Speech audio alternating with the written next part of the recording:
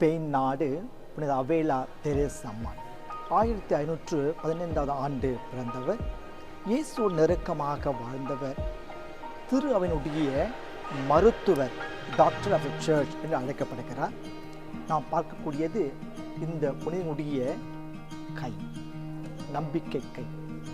இவருடைய சிறப்பு ஜெபம் என்னவென்றால், deliver me from the silly devotions and the sore-faced saints. அவேலா தெரேசாவுடைய இதயம்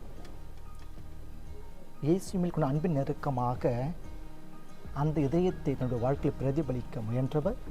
இன்றும் எல்லோரையும் தன்பால் ஈர்த்து இயேசுவிடம் கொண்டு சேர்ப்பவராக இருக்கிறார். இந்த புனிதம் ஜெபிப்போம்.